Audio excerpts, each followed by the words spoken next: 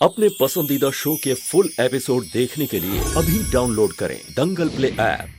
सफल होगी तेरी आराधना।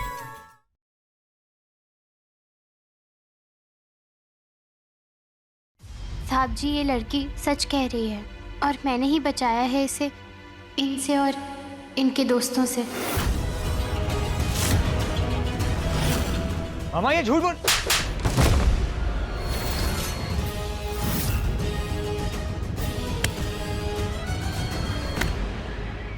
जब तुझे मालूम है मुझे झूठ से कितनी नफरत है,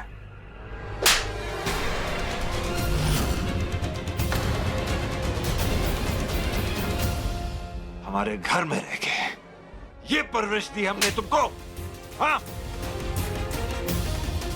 क्या तुम भूल गए कि तुम्हारे नाना कौन थे? क्या तुम भूल गए कि मैं कैसा हूं?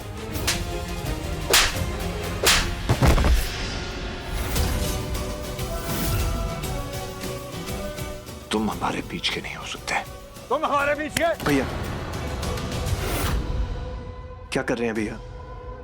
बच्चा है वो, पार्टी का दिन था, गलती हो गई उससे, माफ कर दीजिए उसे। वैसे भी आज त्योहार का दिन है।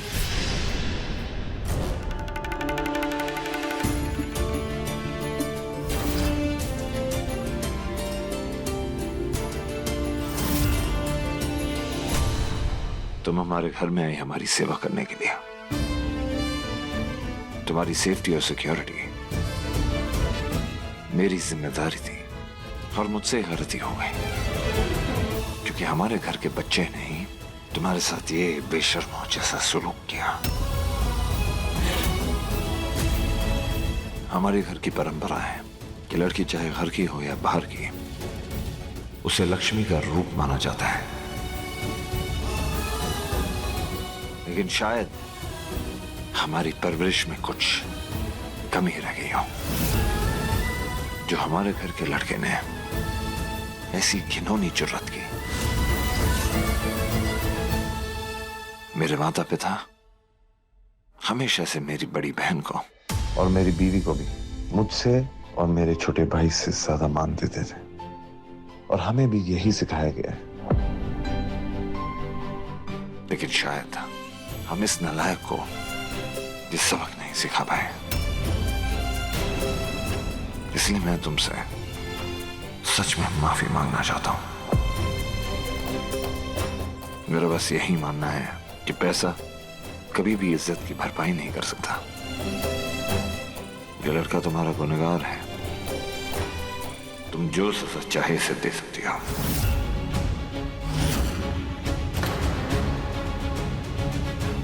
अगर तुम चाहो तो मैं खुद पुलिस को कंप्लेंट कर सकता हूं।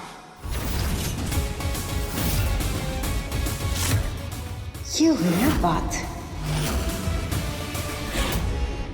सर, आपने सच का साथ दिया और आपने जो गलती की नहीं उसकी आप माफी मांग रहे हो। आपके घर के एक मेंबर ने मुझे बचाया इन लड़कों से।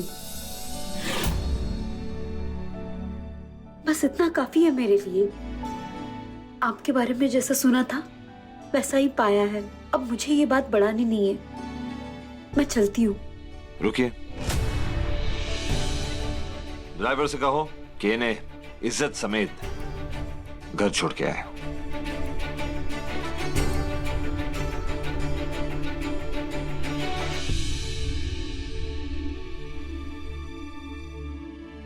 मुझे तो ऐसा लगता है कि जैसे हमारी ही परवरिश में कुछ कमी रह गई हो।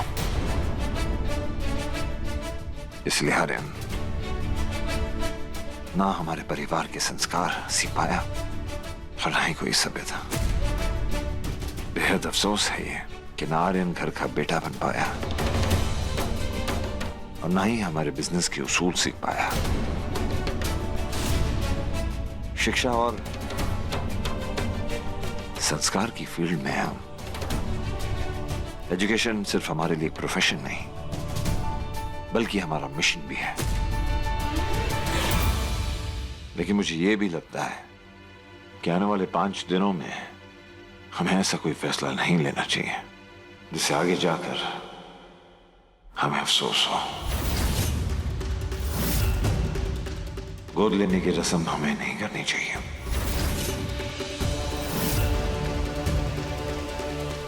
क्योंकि बेटा रस्म से नहीं, बाप के कदमों पे चलकर, उसके रास्तों पे चलकर बेटा बनता है। और जब तक आर्यन इस परिवार के संस्कार और मूल्यों से जुड़ता नहीं, बाप बेटे का रिश्ता कायम नहीं होगा।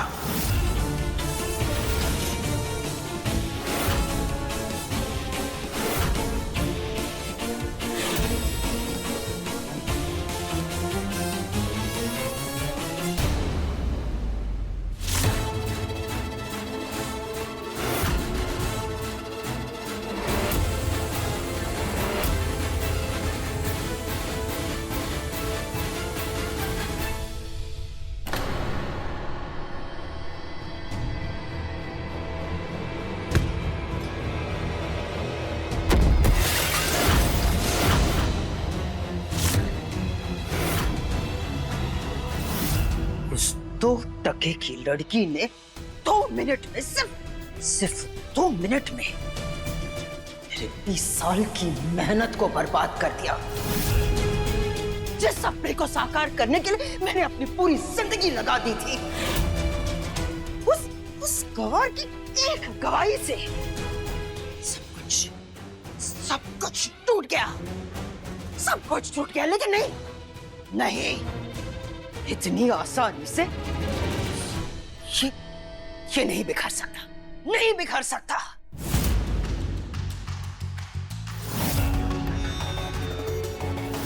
मैंने सालों साल इस दिन के लिए दिन रात एक किया ताकि ये बेऔलाद माधव और दामिनी मेरे बेटे को गोद ले, और उसके बाद मेरा बेटा आर्यन भारद्वाज परिवार की सारी प्रॉपर्टी का उत्तराधिकारी बन जाए। इसके लिए मुझे जो कुछ भी करना पड़ा, मैंने सब कुछ किया, सही गलत सब कुछ। लेकिन अचानक एक दिन दामिनी ने सरगसी से बच्चा पैदा करना चाहा। बात छुपाई थी? कौन सी बात छुपाई थी? दीदी, आप तो अच्छी तरह जानती हैं कि दामिनी के 3 मिसकैरेजेस हो चुके हैं। दरअसल ये सलोनी का ही आइडिया था, सरोगेसी का। मतलब अगर दामिनी प्रेग्नेंट नहीं हो सकती तो हम किसी और की कोख किराए पर ले सकते हैं। नहीं, मैं नहीं चाहती थी कि माधव के इस घर में बच्चे की किरकारियां गूंजे। इसलिए मैंने वो सरगसी ही नहीं होने दी। दामिनी और माधव आज मुंबई के लिए निकल रहे हैं। वहां मुंबई में दादर में एक डॉक्टर प्रसाद है। डॉक्टर प्रसाद ने उन्हें फोन करके ये बताया है कि उन दोनों का जो सैंपल है वो फर्टिलाइज हो चुका है और वो एम्ब्रॉय बन गया है। अब इसके बाद उन्हें एक सरोगेट कैंडिडेट की जरूरत पड़ेगी किराए पे कोख लेने के लिए, और वो सरोगेट कैंडिडेट तुम बनोगी। तो मेरी बात समझ रही हो ना? जी। डॉक्टर प्रसाद सरोगेट कैंडिडेट के लिए वहाँ एक सोशल वर्कर की हेल्प लेती है। मैंने उसका नंबर ढूंढ निकाला है, उसका नाम कादम्बरी है। ओके। तुम मुंबई जाओगी और कादम्बरी से मिलोगी और उसे राजी करोगी कि सरोगेट कैंडिडेट के लिए वो तुम्हें ही चुने, और सरोगसी से ठीक पहले तुम वहाँ से गायब हो जाओगी। आपका काम हो जाएगा। इनसे मिलो। ये है भारद्वाज सर और ये है साधना।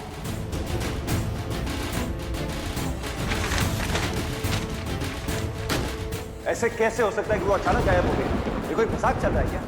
कोई ऐसा तो नहीं कि हमसे आप पैसे लेने की कोशिश करते हैं। वो मेरा भी फोन नहीं उठा रही, लेकिन उसके घर का एड्रेस मुझे पता है। साधना कहाँ है? साधना? यहाँ तो कोई साधना नहीं रहती है।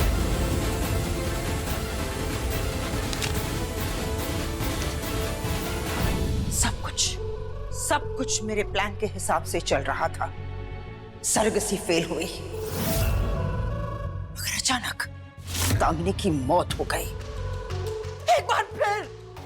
एक बार फिर 14 महीने का लंबा इंतजार मैंने किया। मैंने अपने बेटे के लिए, अपने बेटे को माधव के सामने बेटे के रूप में पेश किया। माधव को मैंने राजी कर लिया था कि वो आर्यन को गोद ले ले।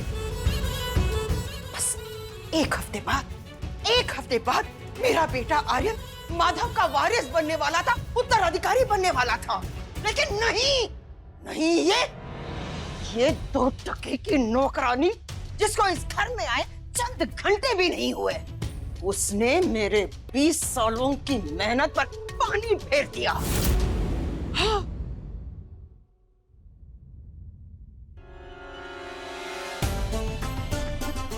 लेकिन अब नहीं आराधना, अब इस घर में सच बोलना तो दूर,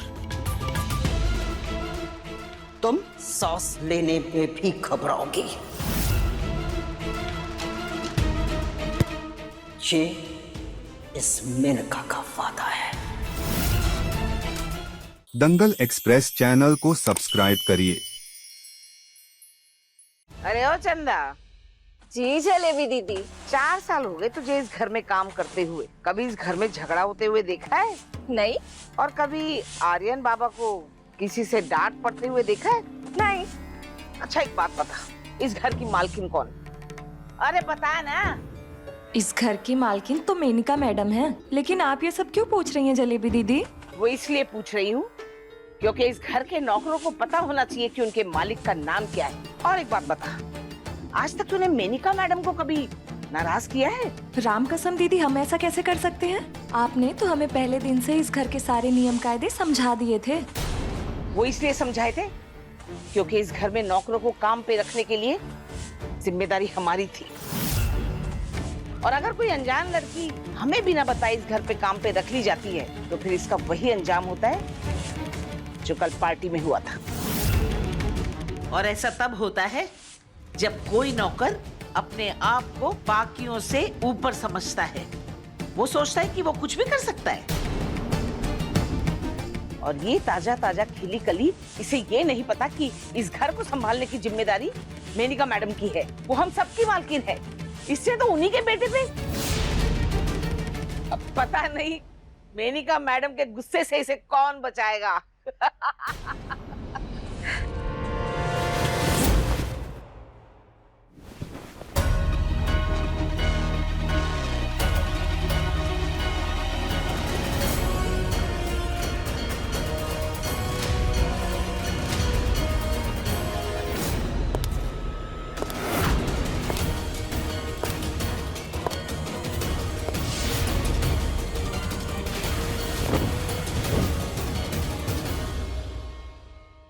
मैडम जी आप यहाँ? कल रात अचानक तुम्हें हमारे सर्वेंट क्वार्टर्स में शिफ्ट होना पड़ा। घर में पार्टी चल रही थी, इसलिए हम ठीक से तुम्हारी पहचान नहीं कर पाए। ये घर बरेली में सबसे इज्जतदार और मशहूर घर है।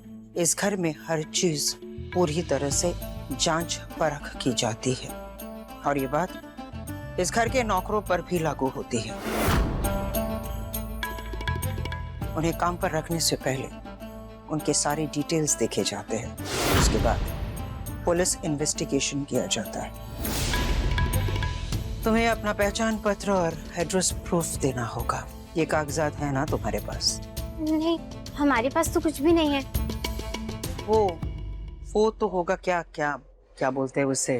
वो राशन कार्ड है? नहीं है। कुछ भी नहीं है तुम्हारे पास?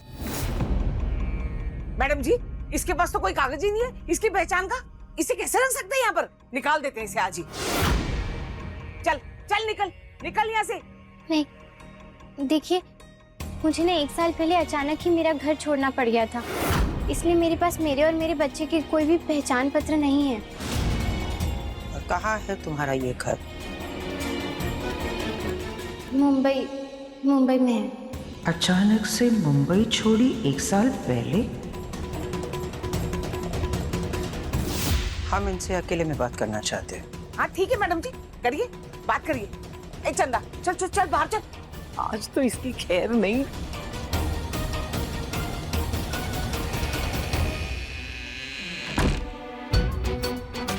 आज तो मैडम जी इसे इस घर से ही नहीं बल्कि इस शहर से भी बाहर निकाल देगी। हो सकता है इसे जेल भी करवा दे। रुक सुनती हूँ। मैडम जी, मुझसे कल जो कुछ भी हुआ उसके लिए मुझे माफ कर दीजिए। मैं ऐसा बिल्कुल भी नहीं चाहती थी कि साहब किसी पर गुस्सा करें। उन्होंने बस मुझसे कुछ पूछा और जो भी सच मैं जानती थी वो मैंने उन्हें बता दिया। कल माधव ने सबके सामने ये कहा कि तुम हमेशा सच का साथ देती हो और तुमने बिल्कुल वही किया। अच्छा लगा। लेकिन हमारा भाई तुम्हारे बारे में बहुत कुछ जानता है। वो कैसे? नहीं, ऐसा तो कुछ भी नहीं है। कुछ तो है जो दिखाई नहीं दे रहा है। तुम्हें हमसे डरने की कोई जरूरत नहीं है।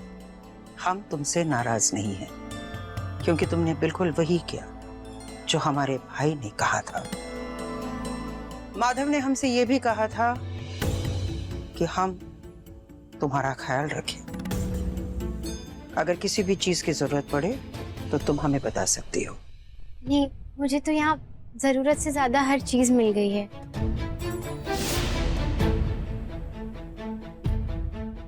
तुमने कहा ना कि तुम मुंबई में रहती थी, तो इतने बड़े शहर में माधव तुम्हें कैसे मिल गया? ऐसे ही रोड के किनारे। मेरा मतलब है कि वो मुंबई में हमारी चौल है ना, ढोलक वाला चौल, तो वहीं रोड के किनारे एक दुकान पर साहब जी मुझे मिले थे।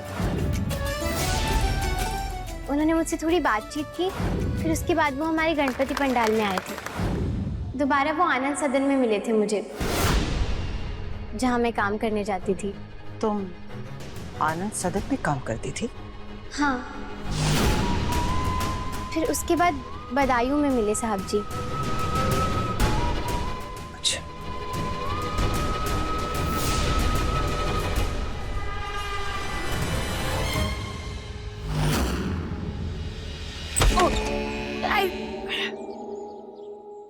मैडम जी, निकाल दो ना इसे। इस लड़की के सारे जरूरी कागजात तैयार करो फौरन। क्या? जलेबी दीदी, लगता है इस घर के नियम कायदे बदल रहे हैं। पहली बार मेनका मैडम सर्वेंट क्वार्टर आई हैं, वो भी आपसे नहीं उससे मिलने। मैडम ने उसे डांटा है या इनाम दिया, कुछ समझ में नहीं आया।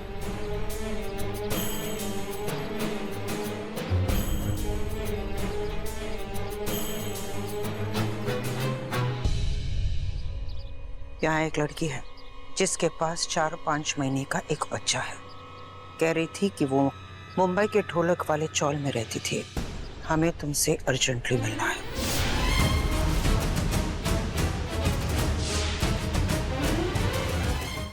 अभी सब्सक्राइब करें हमारा चैनल और पाएं मन अति सुंदर के सारे शानदार एपिसोड्स।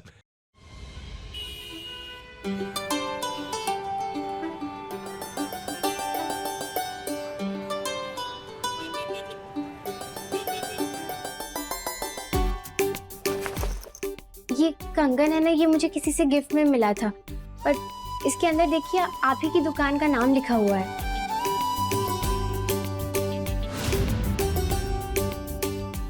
एकदम सही कहा आपने, ये कंगन हमारी दुकान के ही बने हैं। और थोड़ा ध्यान से देखेंगे ना तो इसमें ये कुछ अलग सा निशान भी है। देखिए, जिन्होंने मुझे कंगन दिया था ना, उनका नाम दामिनी है। आप उनके पति का मुझे नाम और पता दे सकते हैं क्या? मेरा उनसे मिलना बहुत जरूरी है। एक मिनट।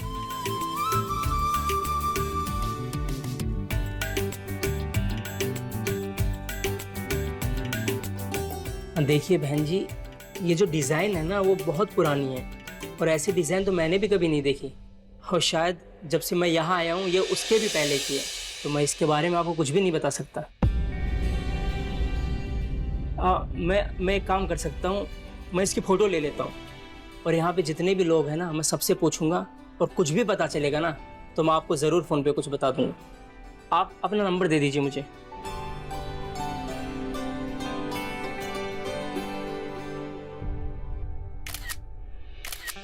जी लीजिए। ठीक है, मदद के लिए आपका धन्यवाद। जी।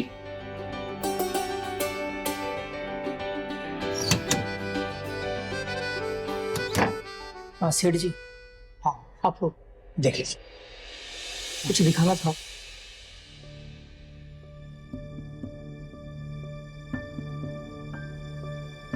अरे ये निशान तो भारद्वाज फैमिली का ट्रेडमार्क है। उनके हर कॉलेज में ये निशान मौजूद है। पर ये कंगन तुम्हें मिले कहाँ से? सेठ जी एक लड़की आई थी, मैं देख कर आता हूँ उसे। हाँ देखो देखो।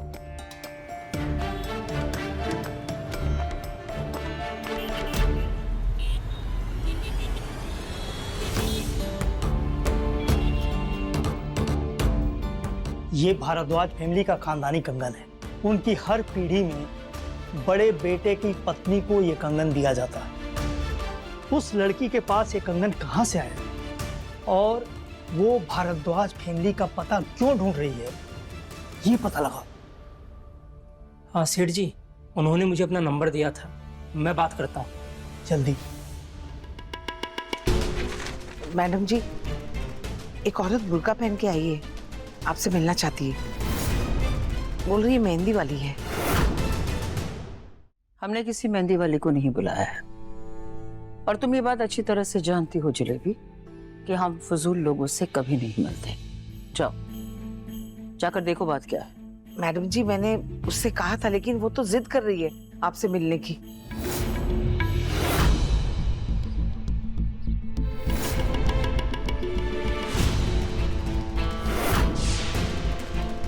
बड़ा इंतजार करवाया मैडम जी आपने। बड़ा इंतजार करने के बाद भी हम तुमसे मिलने आए हैं। ये तुम्हारी खुशकिस्मती समझो। कौन हो तुम, क्यों यहाँ आई हो? जलेबी हमसे कह रही थी कि तुम हमसे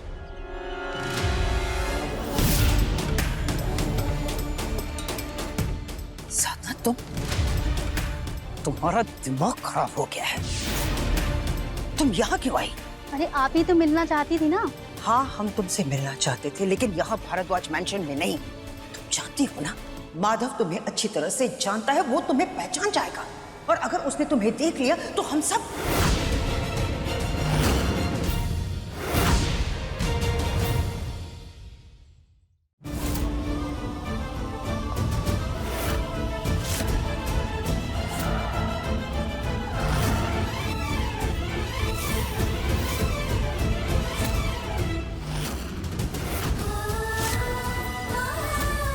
दामिनी जी का फोटो यहाँ पर कैसे?